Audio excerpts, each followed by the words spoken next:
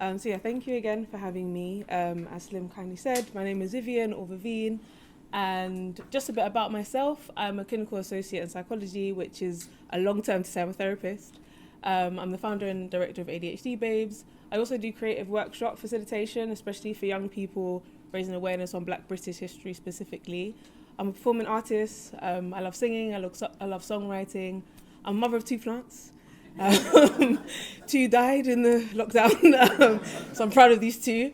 And I'm also an anime lover. So just a bit about me. And then ADHD Babes.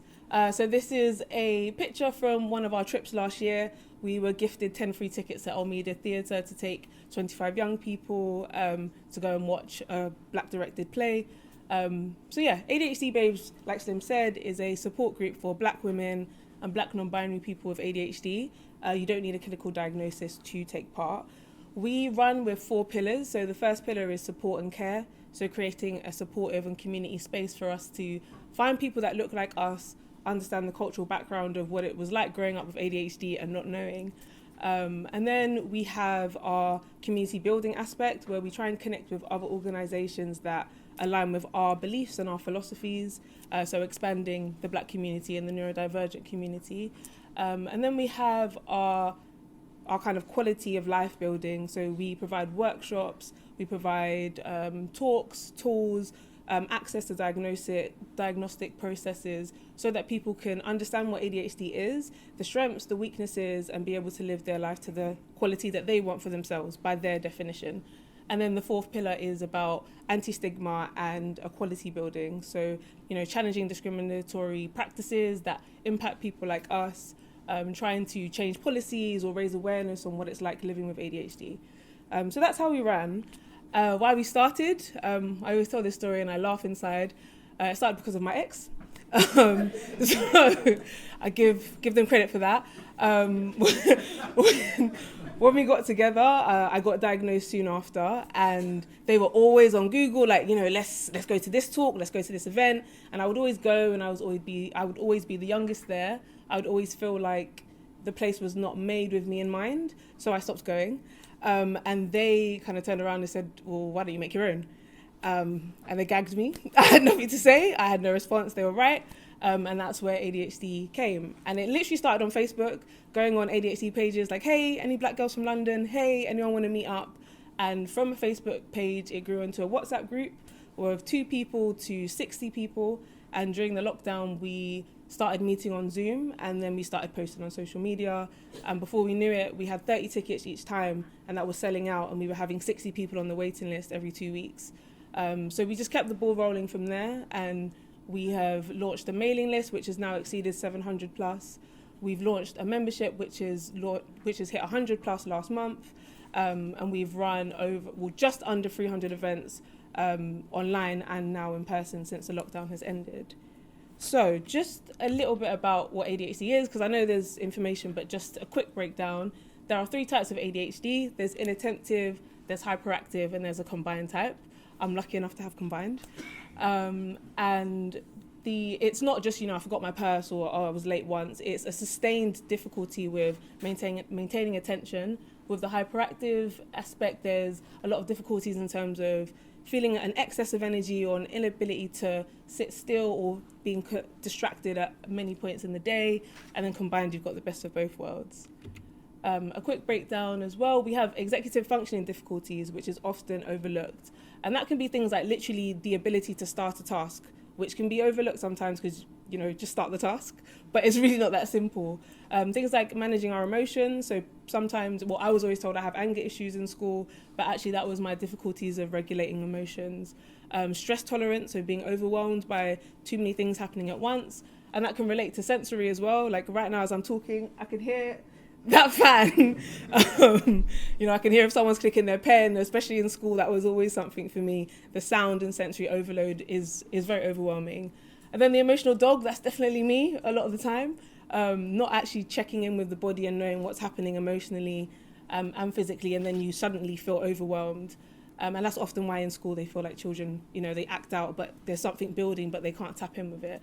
And then psychologically, just when too many things are going on, we have meltdown periods, and it can be really difficult.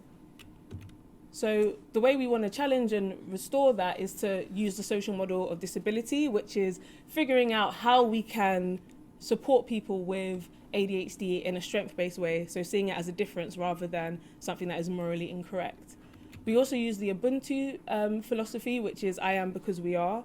So in our membership, we have a free membership up to £20, and every tier you get the same amount because we want everyone's contribution to be equal, and it's more about what you can offer is enough rather than the more you have, the more you get. But that means that we don't have enough to kind of pay the team, so we are voluntary led at the moment. There are a lot of difficulties with ADHD services. As you can see, 1.5 million adults in the UK have ADHD, only 120,000 are diagnosed. And like Elizabeth was saying, 25% of people in prison populations have ADHD. There's difficulties with substance abuse, high rates of suicide, mental health, relationships. And then to get the support, it's a 2 to 5 year waiting time with the NHS. And, paying for a private diagnosis is often inaccessible. Then you look at women, and women are less likely to be diagnosed because they are inattentive types, so it's often missed by society. Then you look at black women, and again, we might get screened, as that stat shows. We were most likely to be screened, but then we weren't getting that next step of actually getting the diagnosis. So then what we tried to do is bridge that gap. So we supported people through the lockdown to try and get access to get a diagnosis, either through their GP or through the education system. And that made a huge difference to a lot of people's lives. Literally, one person's goal was just to pass their driving test, and getting that was a life changer for them. So what your donation will do is, during the summer, we plan to run a project. We have partnered with a private company, Psychiatry UK. They've offered 1 free diagnosis a month, and we would like to match that with another 5 so that we can have easy access to providing diagnostic services for our community. So by October, we have 10 people diagnosed. And with whatever's left, we would like to run workshops that challenge and support the difficulties with ADHD, such as managing finances, understanding benefits and what disability rights we have. And in October, we'd like to celebrate ADHD Awareness Month and Black History Month with a celebration and fundraiser event to continue our work and be able to pay our core team so that we can continue the work.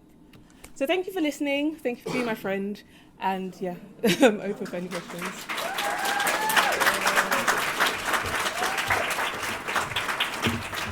Okay, thank you, Vivine.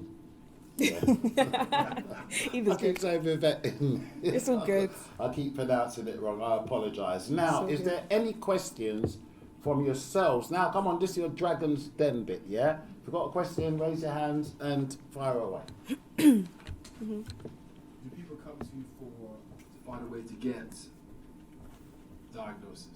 Yes. So especially during the lockdown, when we went public on socials, we had lots of inboxes, lots of emails of people saying, like, how do I get a diagnosis? So we would break down the different options, like private, or how, if you want to go public, how long it will take, templates to go to the GP with, and we would support people who also were rejected by the GP and kind of talk them through how they can respond and get an advocate in to support them. So it's just emailing you? Yeah. At the moment it's emailing, but now that we've launched the Psychiatry UK collaboration, we're actually getting people private diagnoses for free as well. Yeah.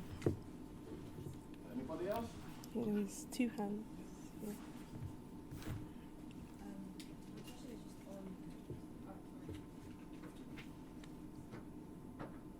Hello. Hi. My question is just on, in terms of like the people, the young people you guys are supporting.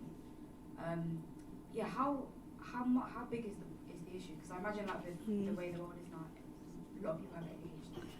Social media, the internet is creating that. Do you feel like there's a lot of young people, a lot more people experiencing this?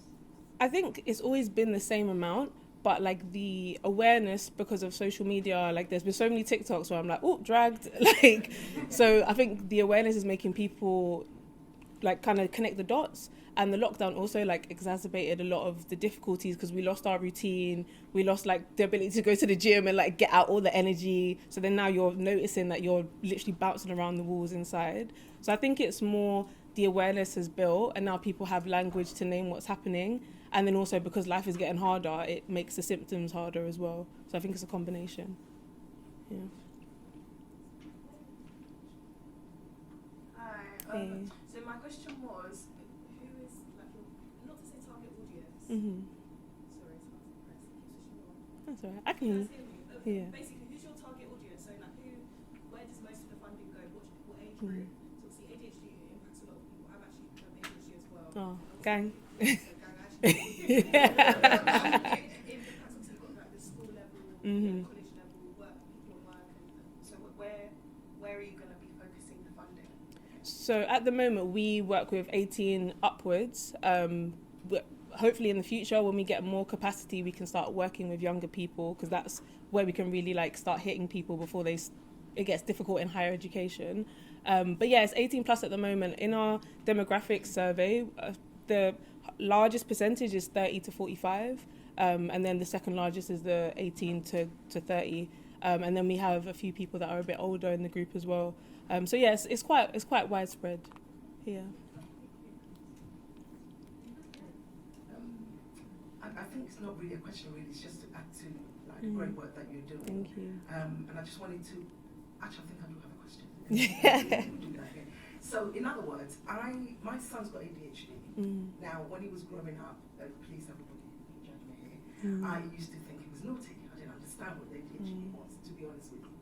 It's as he's got older, and I realised that some of the traits he's got is what I've got. Then I went for the diagnosis and realised that, oh right, okay, I think he got that from me. Yeah. Maybe. So the question I wanted to ask was, is ADHD genetic? And if so, as a parent, if you got a child who's got ADHD, is it likely that it's genetic and maybe they kind of got that genetic trait from you? Yeah. And if so, I know you mentioned the age group that you said. I mean, I'm over 45. Oh, welcome. You're still welcome. Yeah. I was diagnosed very late, which was a bit shocking. And, all that trauma that I had to live with. Yeah, without knowing. Onwards and upwards. Yeah, but we want to break that cycle, because so the majority of people in the group are between that 18 to 30, 40, but there are people in the group that have joined when they're in their late 50s and they'd also just been diagnosed, and it's actually really nice to have the breadth, because they offer an insight that we don't have, and then they're also like, it's nice to hear what you guys are talking about as young people. So it's still a black woman, black non-binary experience regardless of age. With the genetic question, absolutely yes. I'm 100% sure my dad has it, even though he doesn't want to talk about it. So yeah, it does. There is a high propensity of if one person has it, then either a sibling will have it, or one of the parents have it, or both of the parents, because there's a thing of people kind of banding together when they have it without even having the diagnosis. So yeah, it is quite common, and actually it's helpful when you realise, because then you can almost reflect and understand what's happening when you know what's happening for yourself. So yeah. Hello. Hi. Oh, hi. Right, back. First of all, I just wanted to say what you're doing is fantastic. Thank you. You also mentioned that you're a voluntary organisation, and I was just wondering, aside from grant funding, what other sources of income do you have, or have you considered for your sustainability?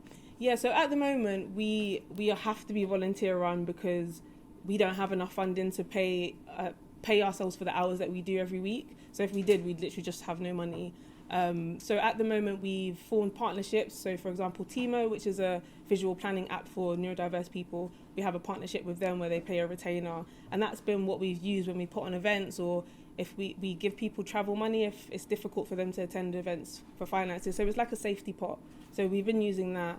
We always have a donation button on our Eventbrite, so sometimes people donate, thanks. But all the events are free otherwise. And then we've applied for smaller grants as well. And last year, that's the first year where we've actually got some grants through, and we've been able to do projects and programs. But the idea is with the membership that we have that steady income, and as that continues to grow, and then we form more partnerships with people like Timo, that's our regular income to cover the core costs, and then the bigger grants can be for projects. Yeah. Have we got time for one more question?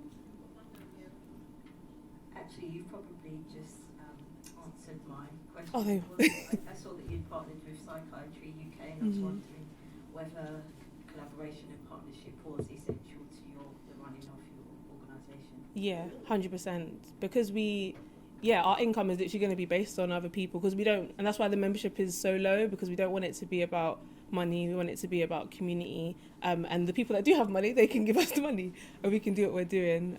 And the Psychiatry UK, that's like the first step. We're speaking with other clinics that are happy to offer, again, like once a month or once every 2 months. So the idea is that eventually people can just come and not have to worry about money. They can just get their diagnosis, and it's creating the equity. All the other struggles they've had to go through, we're trying to balance out that difference.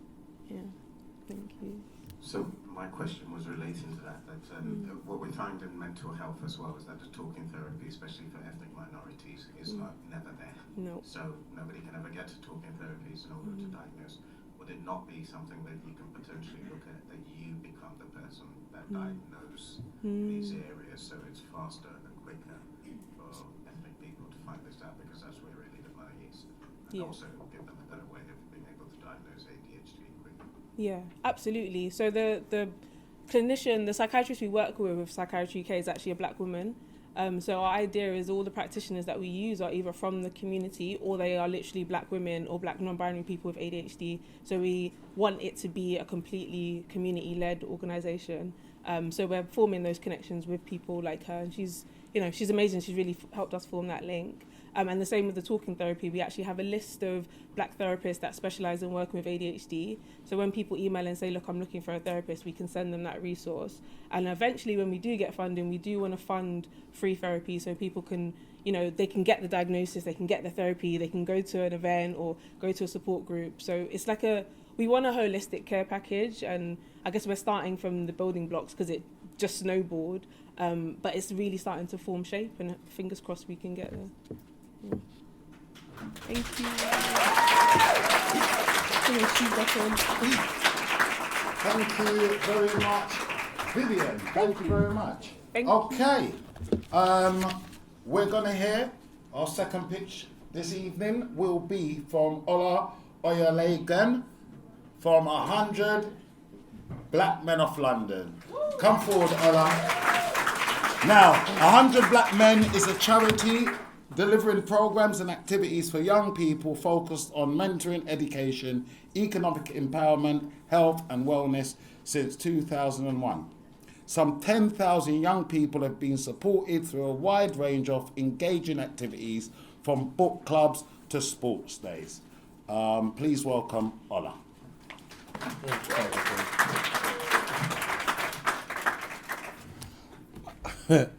Right.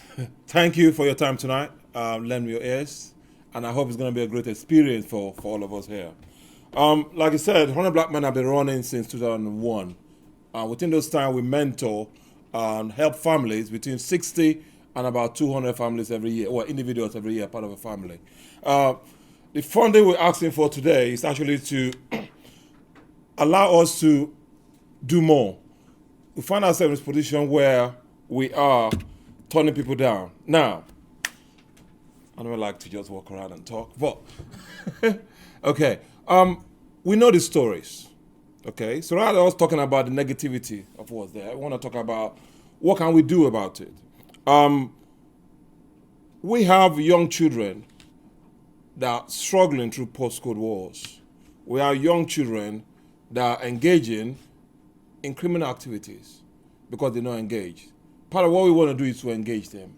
And we've been engaging lots of young people since we've been around since 2001.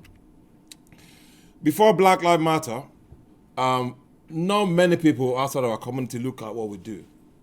There's been a lot of interest in what we do since. But we want more people in our community to understand and see what it is. We applied for grants before Black Lives Matter, we never got nothing. Now, a few people are looking at us to work with us, but sometimes they want to change the core of what we do, so we said no. Hence the reason why we're looking within our community to see what can we do. For every negative story out there, we have 10 positive stories to change that game. So we want you, not just the money, we actually want you yourself to work. We collaborate with everyone within our community to make things happen. As you may know, young people in London especially face significant challenges. They're not immune or exempt from systemic racism, and they may experience discrimination, social exclusion, institutional profiling, poverty, and the epidemic-led issues from the COVID-19 that's still not recovered. So there's something we call the COVID-19 mindset, and some of our young people are still stuck in there. So what can we do? Now, for ourselves, we're delivering educational events, we're doing mentoring events, we're mentoring in schools, one-to-one mentoring, as well as a community mentoring program, which is the biggest offering we have. As part of that, we are seeing testimonials from these young people at what works. But it pains us that we have to turn some people away because we do not have the capacity to work with them. Okay? So the funding will help with that. Last year, that's part of the graduation for our young people. Last year, we graduated 92 of our program. We actually had lots more during COVID, during lockdown, because it was virtually. We had about 132. But unfortunately, most of those were outside of London. So now that we've come face to face, we have more people that cannot get to us. So we need to help them with transport, help them with this and that, so that they could get to where we need to get to. An example of what we're doing. These are people that need our help. Okay? Sometimes some of these young people, they don't want to come to what we do. I'll give you a quick example of a young person that the sister won the Mentee of the Year. And part of what we do, we take them to America on a conference. And what happened with her was, she now gave us the testimony for the young person. Now, this young boy is always late to our program. Now, we don't tell them off. We just work with them, wherever they come through. Now, she said to us, that was the only place at 100 Black Men that this young man respects black people or black men. Now, this young man, they live in the same place with the cousin, but he's always late. And the reason why he's late is he had to circumnavigate London to get to our program. But the thing is, he's always coming in. Now, this young person graduated from Loughborough University last year.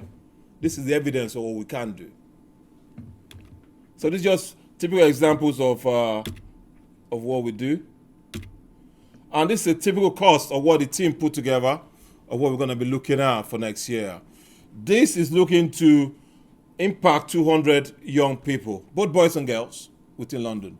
Our mentors are both male and female, but they are from the African Caribbean community.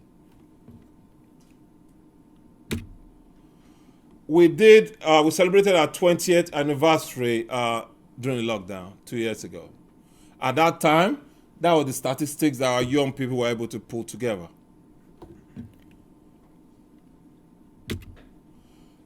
Some of our mentees, this is what they come up with. They're actually pushing our social media, which is quite good. And they're currently putting together a TikTok platform, which they probably want me to dance. I don't know how that's going to work. Okay, excellent. So this is part of what they said. It's an alumna that's now on our mentoring program. He's been through and came back to mentor. We've got a few of them coming back. The Jonas down there, that's another testimony about him. He was on the cusp of being ejected from school. Turned himself around, changed school, became the head boy in his school. Okay? So it can happen. We mentor them based on life skills. We know at school. We are people of their complexion, people they could look up to. What we say is, what they see is what they will be. If they don't have a role model, then they run the risk of falling off the wagon. So we are there to role model them, hold them up, and making sure they have a good life in front of them. All right. I could go on forever, but let's knock it at this stage. Those are some of our events that are coming through. The team are using Instagram at the moment to publish our event. Everyone is welcome. Follow us on Instagram, 100BMOL, and you could join our event. All our events are free, apart from when we're working with collaboration and they want to charge for those events. But all our events are free to all our clients. Thank you.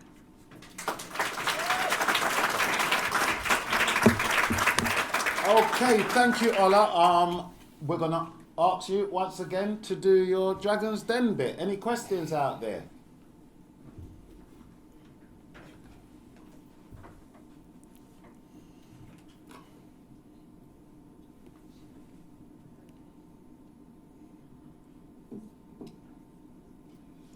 Hi, thanks for coming in. I am one of the trustees, but I wanted to ask, everything that you're saying is amazing in terms of the outcomes for these boys. Are they all boys who are already experiencing challenges in terms of school, etc.?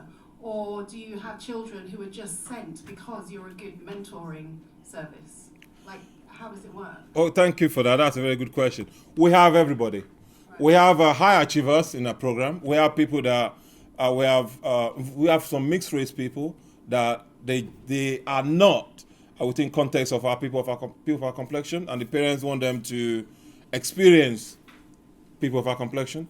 We have those that are struggling.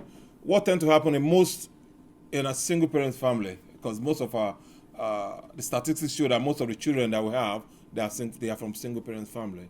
And that tends to happen when those children are turning about 11, 12, 13, where they start to struggle. That's when they realize that, you know what, we need a bit more than the school or themselves can do. So we have people that are scoring A's when they start with us. We have people that are scoring F's and D's that stepped up. We are not school. We mentor children on what we call life skills. Self-identity, as part of identifying who they are. Self-confidence, how to manage relationship, how to know what they want to do as part of our educational core, because we have 4 pillars: health and wellness, education, economic empowerment, and leadership. Okay? We use all of those to mentor our young people. And part of what they need to do is to understand what they want themselves. Now, if they don't know what they want right now, it's not a problem. But they need to make sure they want to be successful.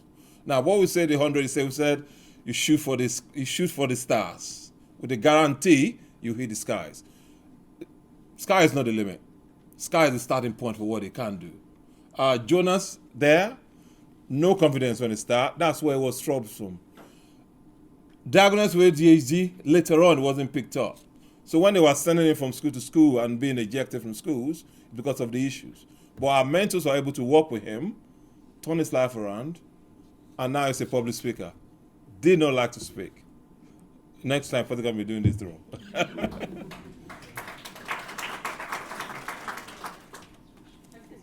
Oh. Hi. Hiya. Hi, I'm Toyin. Hi. 2 questions actually, if I can squeeze them in. So one is, how do you promote for more mentors? Do you wait for people to come to you, or do you actually promote your site? I've never heard of this, and I think many people in this room would probably want to be mentors. Fun. And 2, you mentioned the cost of £250 per mentor. How is that? What is that cost? I imagine most mentors will be volunteering free, because I would volunteer my time for free, for instance, if I was going to be a mentor. So how does that cost? Okay, I'll take your last question. That was a typical example of costing for the program. We have multiple programs running. For this program we're talking about here, we want to expand on what we do. That's the breakdown of the cost. And we say, you know what, with that cost, we want to cover 200 young person. Now, if we're going to hire, when we look at the rooms, it's about £40 per hour per room. We have 6 rooms, because there's 6 different programs running together, okay, for between 4 to 6 hours. We run that twice a month for 10 months in a year. We run alongside with the school month. So we kind of break that down like so. So every time we put that together, that's the cost of just the room for us to be able to put them together. So this is the cost of the service that you're providing? That's the cost of the service. As opposed to necessarily the cost per mentor? Per mentee. That's average per mentee. Yes. Yeah. No, we are a voluntary organization, so we all have, everyone have a job. There's another project running at the moment for our core. We're trying to rebuild the core and get an employee into the place for us to be able to do more, because sometimes we cannot respond to emails in time, so we need someone to do that job so that we can respond to things real time, because we miss out on stuff like that. Now, your first question, right, so remind me of that question. Recruitment. Across board. Now, our strength really is in word of mouth. Now, I'd like to think I spoke to someone here, and apparently head of 100 black men for today. I was so happy. When I go out, I don't get on the train much nowadays, but when I do, and I see someone of my complexion, I ask you, have you heard of the 100 black men of London? Yeah, that's what we do. We try to with the network of what we have. We use the internet, but personally, people that follow us on Insta and all that, they may not be in London. You may have 200 people like an advert that you put out there. It may turn to nothing. Now, men, I'm looking at especially men here. I know that I'm trying to shame you, but we need more men on board.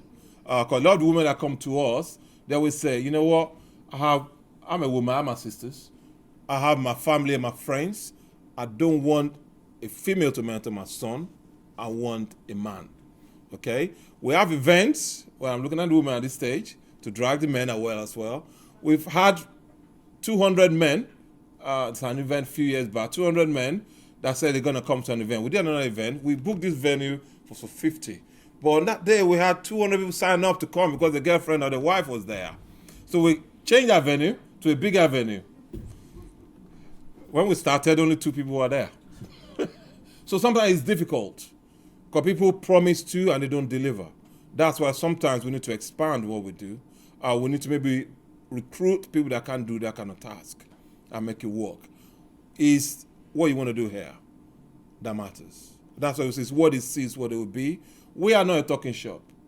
We always make it happen. We stand by words. Now, in the organization, we are both male and female, but we're role modeling men. So to be a member of the 100 Black Men, you actually need to pay a £250 subscription a year.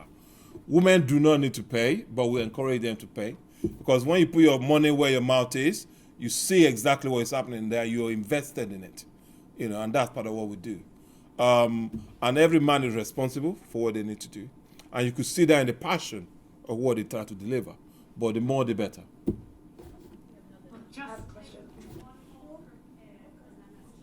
Yes. So school would be a good audience for you, wouldn't it? Absolutely. So what have you done what are your attempts to try and get into school? Do you have any kind of marketing or promotion that you put on for the schools? We actually do go into schools. We are working with Deptford, that's a school in Deptford we're working with, and there's a music school as well in by Old Street that we're working with. Now, all days, like I said, we all have 9-to-5 jobs or whatever jobs we have. So it means we need to take day off to come and do that. But some of our members, they're passionate enough to do that. This is part of the reason why we need to get an employee that will help us with the 9-to-5 working. Because when you're at work, you will not be picking up phone to be doing 100 tasks. You want to do that maybe after 5 o'clock or if you work from home. So this is why another project running on the side of this, not this one, is for us to get an employee in that's able to help us to liaise with the various organizations. We do get sometimes a lot of people coming to us, but we cannot deal with it because we do not have the capacity.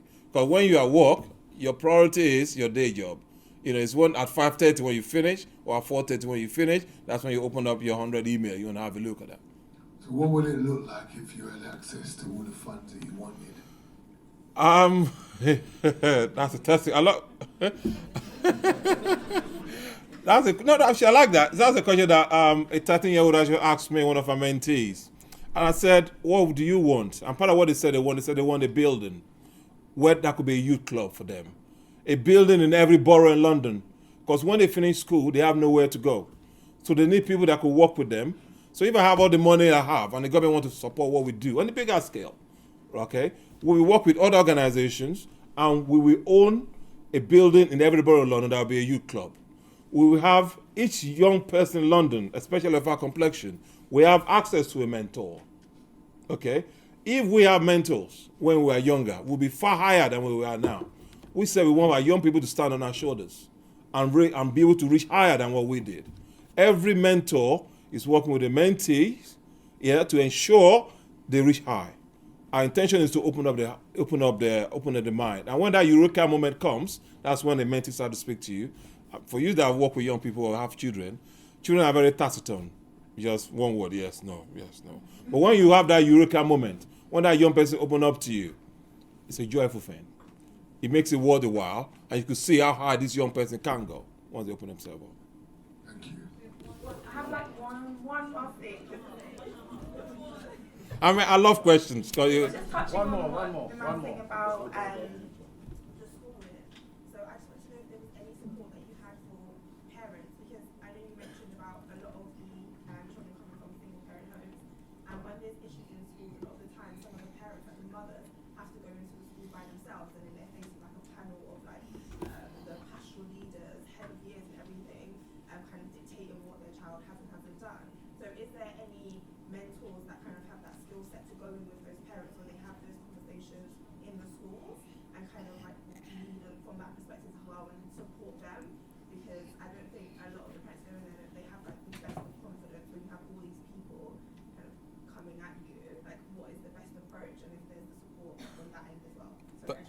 Thank you for that. Thank you for that question. Let me try to answer that quickly. There's two approaches to that. One, when your young person comes down to the 100, we work on the tripod system. That's the young person, the parent, and the 100 person. Okay. There's something we call the parents in partnership, where when you drop your child, you go into that session. So when we have issues, you actually discuss that with other people. We have grandmothers that come to that session. It's a day out for them. We tap into their experience of what they did and how it works. Now, a mentor, not all of them, because our mentors are people like yourself that come across, but some of them have the experience to work with the parents when the young people have that kind of problem and they need to go into school. We have experience people that do that. We also work with an organization called CN. We collaborate with other organizations that have this skill set. So even if we do not, we know where to go to signpost and tap on it. And if we need to stand with them, then we stand with them. Like you said, the issue is when you don't know what is going on. Young people with ADHD, with whatever it is, even my daughter, okay, had an issue when she was in primary school. They found her as disruptive. She was lucky to find a teacher that understood. And what the teacher had done, because my daughter would finish all the work in class, when she's bored, that's when she gets into trouble. So this teacher understood that, and what she did was, she kept her busy. Yeah, she gave her more work after the school work. She did all of that. Then after she finished that, she made that into a teacher's assistant. So she's packing her ready for the next class. That engagement, you need the right mindset for it. And that's the kind of thing that we train our mentors in engaging and supporting the parents that need that kind of thing.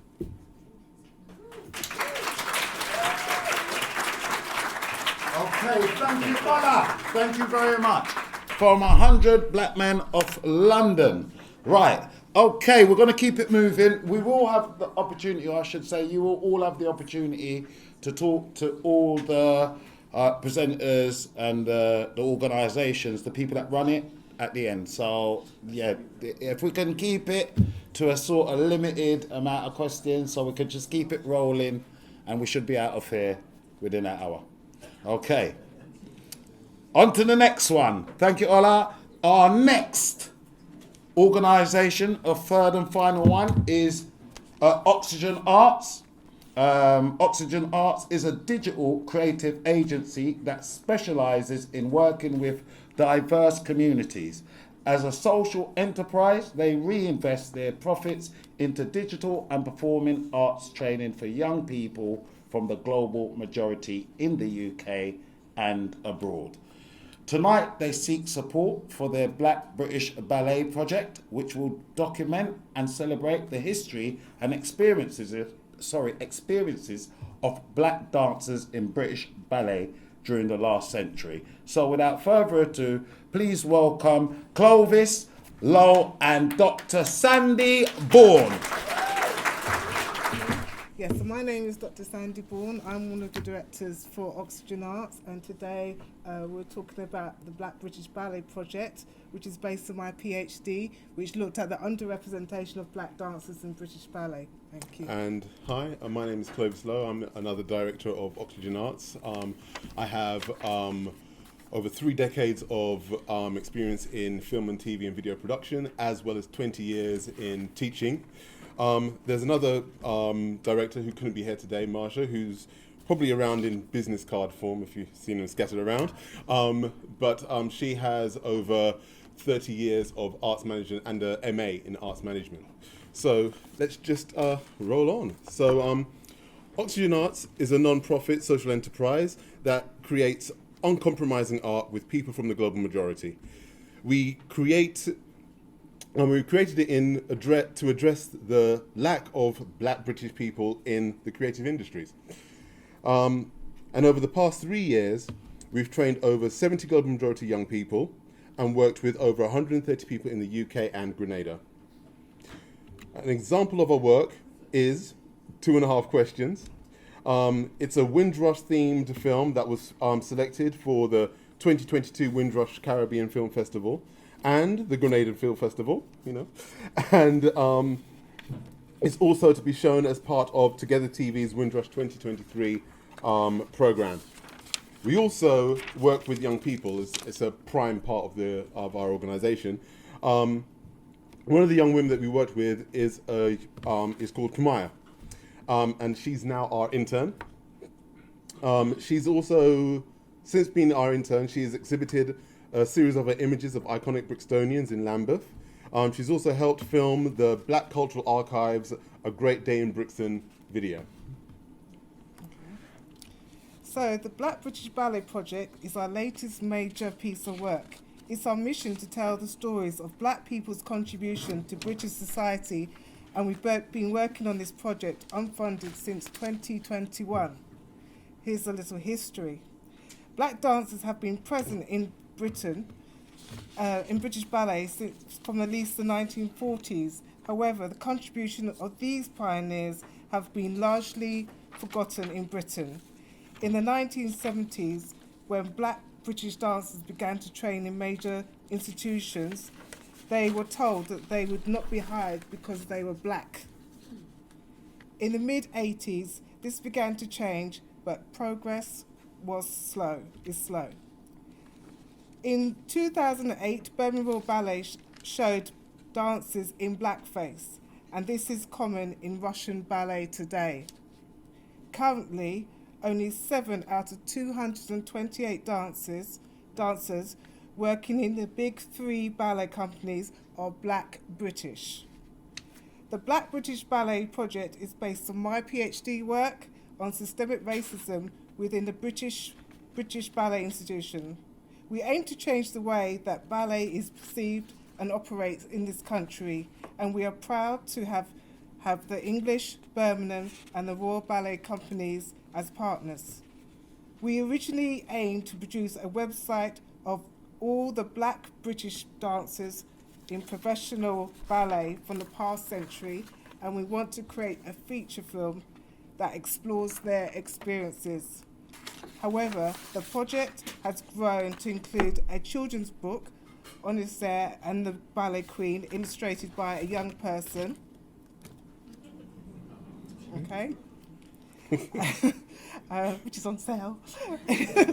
And but the item we particularly want to speak to you about today is a Windrush themed ballet performance that will radically reimagine what black British ballet could be for a new generation rooted in our experiences and culture. The show is led by Darren Panton, who is here if you want to talk to him afterwards. The first black British dancer to graduate from the Royal Ballet School.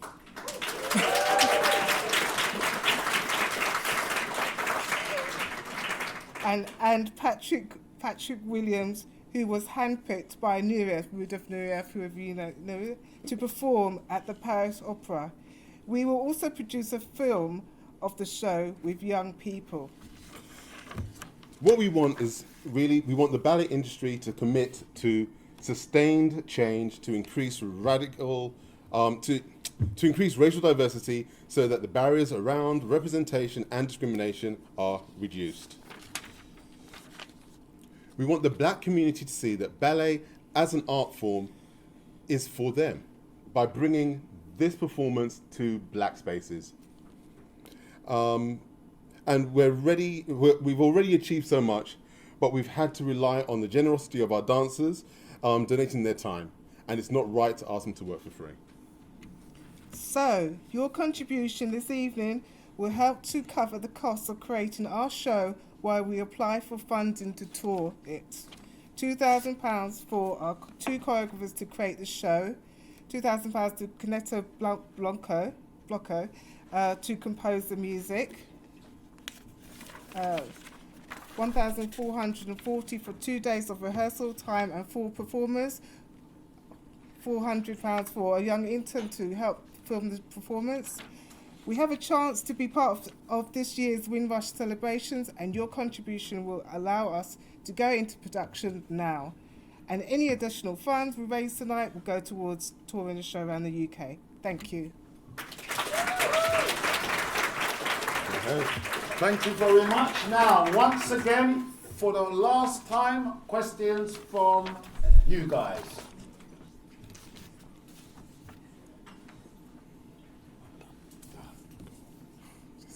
Hi, good evening. Thank you for the presentation.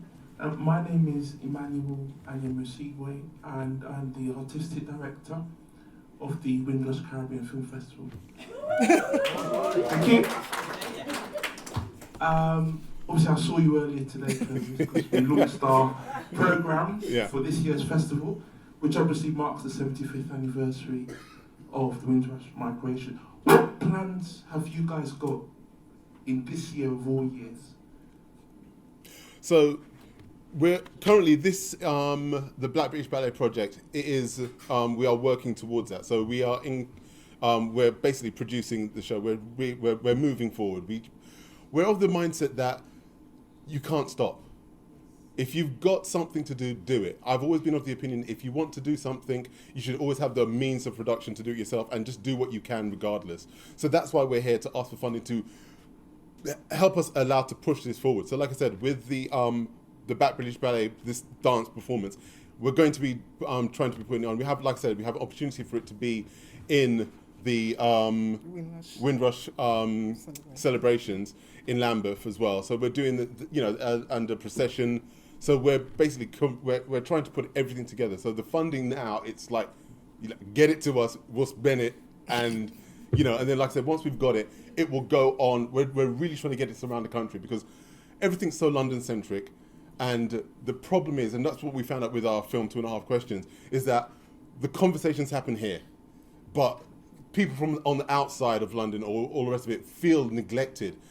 Okay, they're still in need of these cultural experiences, and I almost think that it's even more important, especially for the people outside of London, to be able to see these things, because I mean, London is massively diverse, but lots of places outside are not, and so the people, the global majority of people that are living in those spaces are forced to club together to create their own communities, make them even tighter. But it seems, insular. It's like it's just them against the rest of the world. So once we go out and bring them, say, no, this is this. Your experiences are the same as ours. We might be in a city, but it's still the same. So let's come together and show and bring our, shared knowledge and passion for all of the things that we can do, and let them go, you know what? Yes, you can do it. You don't have to be in London. It's all here for you. So with a dream that big, if you had 10 times 6,000, which is obviously the cap for this event tonight. It's not a cap. Okay. Yeah. Let's go higher. Man, bring it on. Trust me, we'll spend it. No, no worry. Yeah. So how much bigger would your vision be then? Well, okay, so we've got, just for this performance, this is just one aspect of it. We're looking to create, we're in the process of creating a website that will document all of the black ballet dancers from the history, the last century, because we're focusing on the last century because realistically they're dying out. We've got an interview with a lady that's 96, a ballet dancer who's still dancing, okay, but she danced with ballet negras in the 1940s. It was one of the first ballet, black owned and created ballet companies in this country. So, like I said, these legacies are dying, and if we had more money, we'll like I said, we're doing that. We've got the film that's going to be with all the interviews that we're doing. We've got the children's book, because one of the things that we notice is that, there's so many people that are young and training in ballet, thinking that they're, in a class full of, majority, Caucasian people with a few black people, and they're struggling, and they don't believe that it's for them. And so with this book, it covers the history. It shows everything. That it talks about Darren Patterson. We've got a number of black British ballet dancers in this book, okay? And yeah, again, like we mentioned, is illustrated by a young person. This is one of the core things about our organisation. We don't believe in just reproduce it and send it out there. We train the young people. We give them the opportunities and the skills so they can go, look, this is what we created. And one of the things that I love about actually a proper book, it's ISB and everything. This has to go into the British Library's archives. This is forever stuff. So if anything happened and it's dug up, they will find this. Okay, so that's one of the things about giving professional things. I'm not one of these people that go, oh, here you go, try and play around with this little thing. No, I'm saying go with the big professional programs, learn that, play with the professional programs, and then when you're ready to go into the industry, you're miles ahead of everyone. So I'm not about, teaching people or just like dibby business. No, it's like, here's the real thing, play, learn with that, create stuff, and then, you know what, you're going to be miles ahead of it anyone. So when anyone, a lot of the times we all know, sometimes qualifications don't cut it. You know what I mean? You walk into the room, you've got the same qualification, it don't work. But you put if you go, hey, look what I can do, blah, blah, blah, blah, done. They go, okay, we got to hire you because you can do it. And that's one of the things that we're about. It's like training the young people as core of all the creative industries things that we do. So like I said, we're a creative industry, we're a creative agency. So we work and we do stuff, and any profits we do, we go plow back into the young people. I'll tell you what, I'm not spoken with my wife yet. We'll make it. Fantastic. Excuse me, I'm sorry. I know there's other questions, and I hope you can answer. But we need to get to the pledging because you're going to be here all night. Yep. That's the main part of this. Okay. So can we just say thank you? Yep.